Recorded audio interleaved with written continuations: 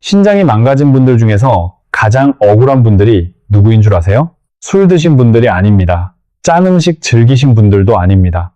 제가 20년 넘게 신장내과 의사로 일하면서 진짜 마음이 무거웠던 환자분들은 평생 채소 챙겨 드시고 건강 프로그램 빠짐없이 보시고 홈쇼핑에서 건강즙 주문해서 매일 드신 분들이었습니다.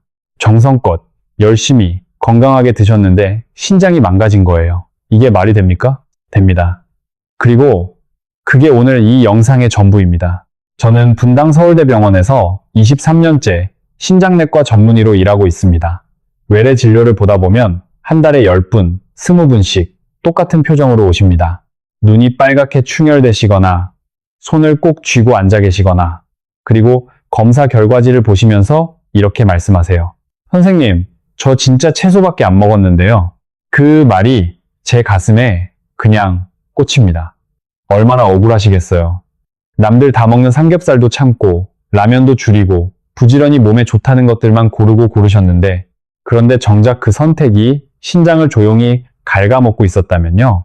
여기서 하나만 여쭤보겠습니다. 어르신, 비트즙 드십니까? 고구마 즐겨 드십니까? 토마토 소스 요리 좋아하십니까? 이것들 전부 건강식품 맞습니다. 방송에서도 나오고 의사들도 건강한 분들에게는 권합니다. 그런데 딱 한 가지 조건이 붙습니다. 신장이 예전 같지 않은 분들한테는 이 채소들이 독이 될 수 있다는 것. 대한신장학회에 따르면 우리나라 만성신장질환 환자가 현재 400만 명을 넘었습니다. 그 중에서 자기 신장이 나빠지고 있다는 걸 모르는 분이 절반 이상입니다. 질병관리청 국민건강영양조사 결과를 보면 60살이 넘으신 분들 상당수가 사구체 여과율, 즉 신장 필터 능력이 이미 떨어진 상태인데 아무 증상이 없습니다. 왜냐고요? 신장은 절반 가까이 기능을 잃기 전까지는 아무 신호도 안 보냅니다. 아프지도 않아요. 붓지도 않아요. 그냥 말없이 조용히 버팁니다. 그러다 어느 날 검진 결과지 하나로 한꺼번에 드러납니다. 오늘 이 영상은 무서운 이야기를 드리려는 게 아닙니다. 억울하게 당하지 않으시길 바라는 마음으로 드리는 겁니다. 그러니 끝까지 들어주세요. 오늘 저녁 밥상부터 조금 달라질 수 있습니다. 그리고 혼자만 보지 마세요. 옆에 매일 비트즙 챙겨 드시는 어르신 한 분만 생각나셔도 지금 당장 이 영상 보내주십시오. 오늘 제가 드릴 이야기, 누군가의 신장 하나를 살릴 수 있습니다. 먼저, 신장이 나이 들면 왜 더 조심해야 하는지부터 말씀드려야 할 것 같습니다. 어르신, 신장을 오래된 한지체에 비유해 보겠습니다. 젊었을 때 신장은 고운 한지체처럼 혈액 속 노폐물을 빠르고 깔끔하게 걸러냅니다. 그런데 세월이 흐르면서 그 한지가 조금씩 두꺼워지고 구멍이 좁아집니다. 똑같은 양의 물이 들어와도 빠져나가는 속도가 절반도 채 안 됩니다. 무서운 건 이 변화가 아프지 않다는 거예요. 한지체는 소리를 내지 않거든요. 의학 용어로는 GFR, 사구체 여과율이라고 합니다. 쉽게 말해서 신장이 1시간에 혈액을 얼마나 깨끗이 걸러내느냐 하는 수치입니다. 젊을 때는 100 이상인데 나이가 들수록 자연스럽게 낮아집니다. 60살이 넘으면 70, 80대로 떨어지는 게 보통이고 이 수치가 60 아래로 내려가면 만성신장질환으로 분류됩니다. 그런데 이 수치가 떨어지기 시작할 때 어르신들이 흔히 겪는 변화가 있습니다. 새벽에 화장실 가시는 횟수가 늘었다. 저녁만 되면 발목이 도톰하게 붓는다. 밥을 충분히 드셨는데도 유독 기운이 없다. 팔다리에 쥐가 자주 난다. 혈압약을 꼬박꼬박 드시는데도 혈압이 잘 안 잡힌다. 이런 증상들 혹시 나이 탓인가 보다 하고 그냥 넘기고 계셨던 분 계시나요? 그런데 어르신, 이게 꼭 나이 탓만은 아닐 수 있습니다. 신장이 보내는 신호일 수 있거든요. 자, 그러면 이제 본론으로 들어가겠습니다. 오늘 제가 말씀드릴 채소들은 전부 건강식품으로 알려진 것들입니다. 슈퍼마켓에서도 팔고 건강 프로그램에서도 추천하고 이웃 어르신들도 드시는 것들이에요. 그런데 신장 기능이 조금씩 떨어지기 시작한 분들에게는 이 채소들이 오히려 독이 될 수 있습니다. 3위부터 시작해서 가장 위험한 1위까지 순서대로 알려드리겠습니다. 3위입니다. 토마토, 특히 가공된 토마토입니다. 어르신들 중에 이렇게 생각하시는 분 많으십니다. 토마토는 항산화 식품이잖아. 리코펜도 많고 혈관에 좋다던데. 맞습니다. 건강하신 분들에게는요. 그런데 신장이 걱정되시는 어르신들께 중요한 건 토마토 자체가 아닙니다. 문제는 바로 농축된 토마토입니다. 토마토 하나에는 칼륨이 약 250mg 들어있습니다. 그냥 신선한 토마토 한 조각은 큰 문제가 없어요. 그런데 토마토를 졸이고 농축시키면 이야기가 달라집니다. 시판 토마토 소스 한 컵에는 칼륨이 무려 600에서 800mg까지 올라갑니다. 신장이 약해진 분들의 하루 칼륨 권장량이 보통 1500mg에서 2000mg 사이인데 소스 한 컵으로 하루 권장량의 절반 가까이를 먹어버리는 셈이에요. 대한신장학회 식이요법 가이드라인에도 토마토 가공품은 신장질환 환자에게 주의를 요하는 식품으로 분류되어 있습니다. 전라북도 전주에 사시는 오정임 어르신, 올해 72살이십니다. 매주 토요일 손주들이 집에 오면 직접 토마토 소스 스파게티를 만들어 주셨어요. 시판 소스는 몸에 안 좋을까봐 직접 토마토를 갈아서 오래오래 졸여 소스를 만드셨죠. 건강한 요리라고 믿으셨습니다. 그러던 어느 날 가슴이 두근두근하고 손발에 힘이 쭉 빠지는 느낌이 들어서 응급실에 가셨더니 혈중 칼륨 수치가 위험 수준까지 올라가 있었습니다. 고칼륨 혈증이었어요. 담당 의사가 물었습니다. 어르신, 최근에 토마토 많이 드셨나요? 그때서야 어르신은 무릎을 치셨다고 합니다. 아이고, 건강하게 먹으려고 직접 만들었는데 그 억울함이 얼마나 크셨을까요? 그렇다면 어떻게 하시면 될까요? 신선한 토마토를 얇게 슬라이스해서 한두 조각 드시는 건 괜찮습니다. 샐러드에 올리거나 반찬 곁에 놓는 정도는 문제 없어요. 그런데 토마토 페이스트, 케첩, 시판 토마토 소스, 이런 농축된 가공품은 최대한 줄이셔야 합니다. 대신 이걸 써보세요. 빨간 파프리카를 오븐에 구워서 갈면 토마토 소스와 색깔도 비슷하고 단맛도 납니다. 칼륨은 토마토 소스보다 훨씬 낮고요. 서울 아산병원 영양팀의 신장질환 식사 지침에서도 파프리카를 토마토 대체 식품으로 권하고 있습니다. 2위입니다. 이건 정말 많은 분들이 놀라시는 채소예요. 감자와 고구마입니다. 아니, 기름에 튀기지도 않고 삶아 먹는데 무슨 문제야? 하고 생각하시는 분들 많으시죠? 그런데 어르신, 신장에 부담을 주는 건 기름이 아닙니다. 바로 칼륨입니다. 감자 한 개를 통째로 구우면 칼륨이 900mg에 달합니다. 이건 웬만한 어르신의 하루 칼륨 권장량의 절반에 가깝습니다. 고구마도 마찬가지예요. 달콤하고 자연 음식이라고 안심하셨겠지만 칼륨 함량만 보면 통구이 고구마 하나가 감자와 비슷한 수준입니다. 강원도 강릉에 사시는 박태수 어르신, 올해 75살입니다. 평생 강릉 바닷가 근처 밭에서 농사를 지으시면서 고구마를 직접 키우셨어요. 가을이면 직접 캔 고구마를 광에 가득 쌓아두고 겨울 내내 구워 드시고 삶아 드셨습니다. 자연식이니까 당연히 몸에 좋다고 믿으셨죠. 그런데 설 명절, 온 가족이 모인 자리에서 갑자기 근육에서 힘이 빠지고 심장이 불규칙하게 뛰기 시작했습니다. 강릉 아산병원 응급실에 실려가셨는데 고칼륨 혈증이었습니다. 담당 의사가 식단을 살피고 말했어요.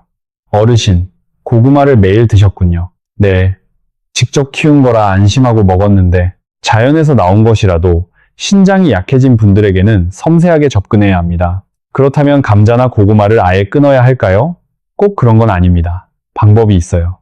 감자를 드시고 싶으실 때는 이렇게 해보세요. 먼저 껍질을 벗기고 0.5cm 두께로 얇게 채를 썹니다. 그리고 찬물에 최소 2시간을 담가두시되 중간에 물을 2번 갈아주세요. 그런 다음 새물로 삶아서 그 물은 버리고 드세요. 이렇게 하면 칼륨이 최대 40%까지 줄어든다는 게 영양학 연구에서 확인된 방법입니다.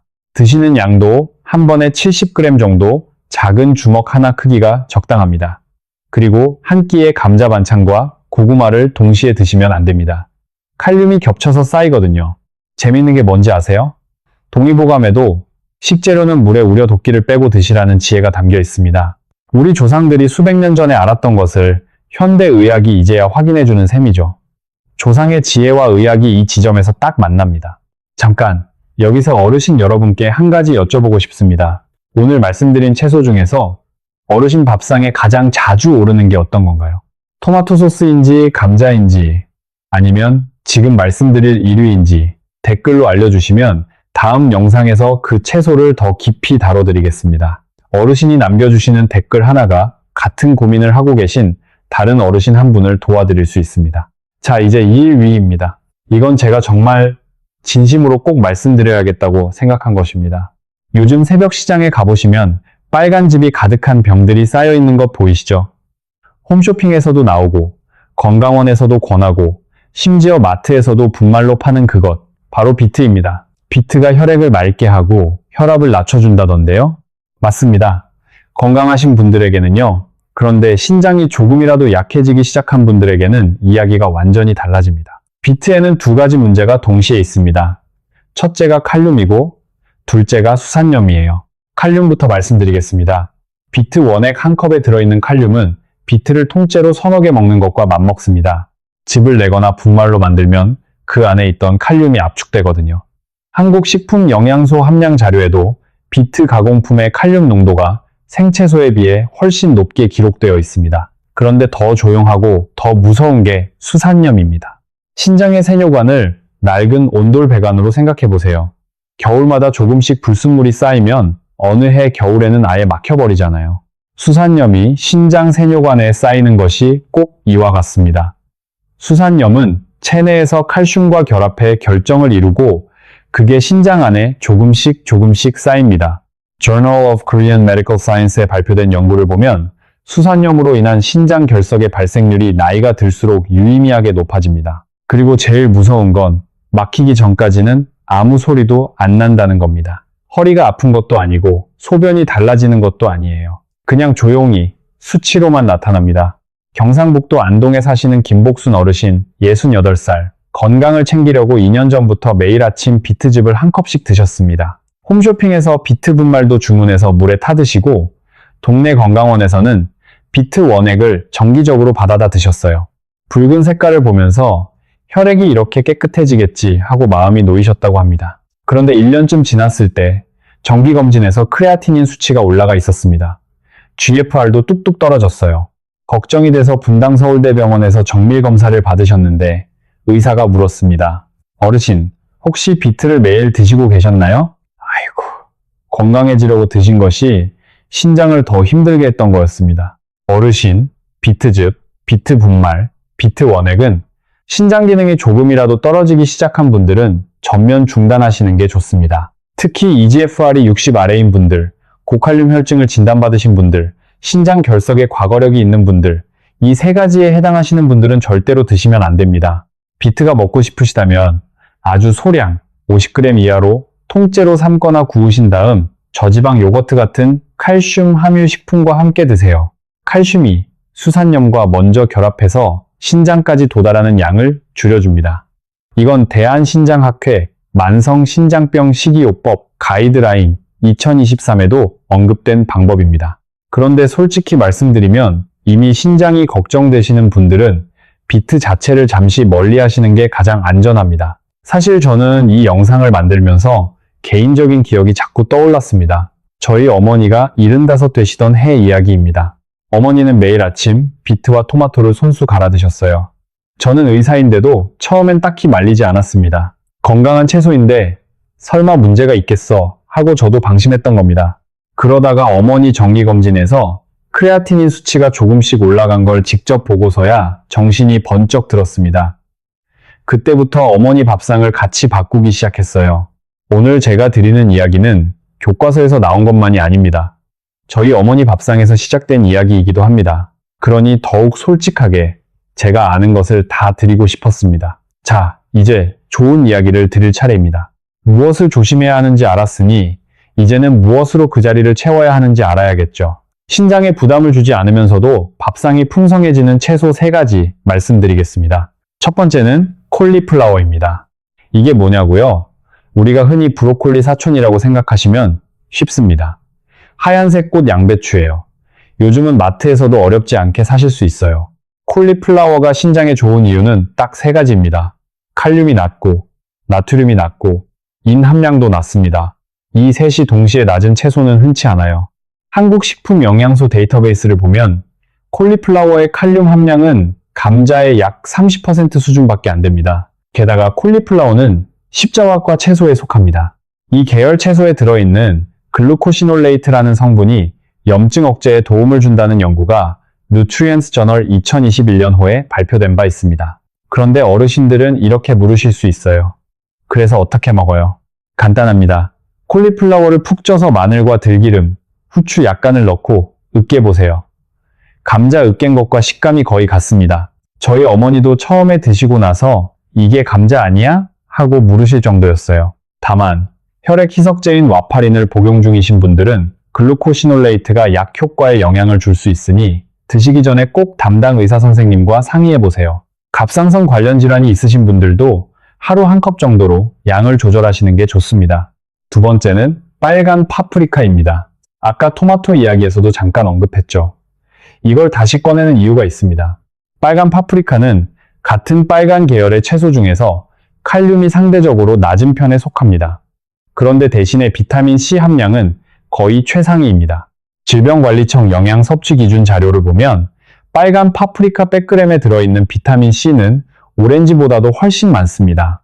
그리고 리코펜과 베타카로틴이 들어있는데 이 두 성분은 산화 스트레스로부터 신장세포를 보호하는 데 도움을 줍니다. 또 아까 말씀드린 것처럼 오븐에 굽거나 살짝 볶아서 갈면 토마토 소스 자리를 충분히 대신할 수 있습니다. 색깔도 비슷하고 단맛이 나서 어르신들 입맛에도 잘 맞아요. 저희 어머니도 지금은 토마토 소스 대신 이 방법으로 드시고 계십니다. 단, 가직과 알레르기가 있으신 분들은 파프리카도 같은 계열이니 미리 조금만 드셔보시고 이상이 없으면 드세요. 위염이 심하신 분들은 생것보다 익혀서 드시는 게 위 점막에 훨씬 부담이 적습니다. 세 번째는 마늘입니다. 어르신, 이건 사실 우리 밥상에서 한 번도 빠진 적이 없는 것이죠. 된장찌개에도, 나물에도, 불고기에도 마늘이 빠지면 한국 음식이 아니라고 해도 될 만큼요. 그런데 마늘을 왜 신장 보호 채소로 꼽느냐 하면 이유가 분명합니다. 마늘을 다지거나 으깨면 알리신이라는 성분이 활성화됩니다. 이 알리신이 혈압 조절에 도움을 주고 염증 반응을 억제하는 데 관여한다는 것은 미국 심장협회가 2020년에 발표한 자료에서도 확인된 내용입니다. 혈압이 높으면 신장혈관이 조금씩 손상되는데 혈압을 자연스럽게 관리하는 게 신장 보호의 기본입니다. 그리고 마늘이 가진 또 하나의 장점이 있습니다. 향이 강하기 때문에 소금을 덜 넣어도 간이 맞는 느낌이 납니다. 나트륨 섭취를 줄이는데 마늘이 1등 공신이 되는 거죠. 나트륨이 줄면 신장혈관의 부담이 낮아집니다. 여기서 한 가지 팁을 드리겠습니다. 마늘을 다지고 나서 바로 요리하지 마세요. 10분 정도 그냥 두셨다가 조리하면 알리신이 더 많이 활성화됩니다. 우리 할머니들이 마늘을 미리 다져서 한쪽에 두셨던 것, 다 이유가 있었던 겁니다. 그게 현대 영양학과 딱 맞아떨어집니다. 다만 와파린이나 고용량 아스피린을 드시는 분들은 마늘 과다 섭취가 출혈 위험을 높일 수 있으니 요리에 넣는 수준에서 조절하세요. 위궤양이나 위염이 심하신 분들은 생마늘보다 익혀서 드시는 편이 좋습니다. 음식만 바꾼다고 다 되는 건 아닙니다. 신장을 지키는 생활 습관 5가지 짧게 말씀드리겠습니다. 첫 번째, 물 마시는 습관입니다. 하루 1.5리터에서 2리터. 그런데 한꺼번에 벌컥벌컥 드시면 안 됩니다. 아침에 일어나서 1컵, 오전 중에 1컵, 점심 후에 1컵, 저녁 먹고 1컵 이렇게 나눠 드세요. 단, 이미 신장 기능이 많이 저하되신 분들은 물 섭취량도 반드시 담당 의사 선생님과 상의하셔야 합니다. 이온 음료나 시판 건강 주스를 물 대신 드시는 분들 계신데 이런 음료들에는 칼륨과 나트륨이 의외로 많이 들어 있습니다. 두 번째, 걷기 습관입니다. 헬스장 가실 필요 없습니다. 동네 한 바퀴면 충분합니다. 국민건강보험공단 데이터를 분석한 연구에 따르면 하루 30분 걷기를 꾸준히 하는 것이 만성신장질환 진행 위험을 약 18% 낮추는 것으로 나타났습니다. 날씨 좋은 날 천천히 걷는 것, 그게 최고의 신장 운동입니다. 세 번째, 혈압과 혈당자가 관리입니다. 혈압이 130에서 80을 넘는 상태가 오래 지속되면 신장혈관이 조금씩 손상됩니다. 혈압계를 집에 두시고 아침 저녁으로 재서 수첩에 적어두세요. 병원 가실 때 그 수첩을 가져가시면 의사 선생님이 훨씬 정확한 진료를 해드릴 수 있습니다. 네 번째, 건강기능식품 조심입니다. 인삼, 홍삼, 고농축, 효소 원액, 민간 약초차 이런 것들에 칼륨이나 인이 의외로 많이 들어있는 경우가 있습니다. 또 특정 한약재나 약초가 신장에서 대사되는 약물과 상호작용을 일으킬 수 있어요. 새로운 건강기능식품을 시작하시기 전에는 반드시 담당 의사 선생님께 먼저 말씀드리세요. 다섯 번째, 정기 신장기능검사입니다. 1년에 한 번이 아닙니다. 6개월에 한 번은 크레아티닌과 GFR 수치를 확인하세요. 신장은 조용히 변하기 때문에 검사만이 가장 정직한 답을 알려줍니다. 혈압 있으신 분, 당뇨 있으신 분들은 특히 6개월마다 꼭 체크하세요. 자, 오늘 꼭 기억하실 3가지만 정리해드리겠습니다. 첫째, 농축된 채소는 신장에 2배의 부담을 줍니다. 토마토 소스, 고구마 통구이, 비트즙 같은 채소라도 형태가 바뀌면 위험도가 달라집니다. 둘째, 먹기 힘들다면 조리법부터 바꾸세요. 감자는 얇게 채 썰어 찬물에 2시간 이상 담갔다가 새물에 삶아 드시고, 토마토는 신선한 것을 하루 한두 조각만 드세요. 셋째, 신장을 지키는 가장 좋은 채소는 이미 부엌 가까이에 있습니다. 콜리플라워, 빨간 파프리카, 마늘 먼 곳에서 찾을 필요 없습니다. 그리고 이런 증상이 있으시면 혼자 판단하지 마시고 바로 병원에 가세요. 발이 갑자기 많이 부었을 때, 소변에 거품이 많거나 붉은 빛을 쐴 때, 원인 없이 심하게 피로하고 입맛이 없을 때, 혈압약을 드시는데도 혈압이 잘 잡히지 않을 때, 이 4가지 중 하나라도 해당하신다면 내일이 아니라 오늘 전화하세요.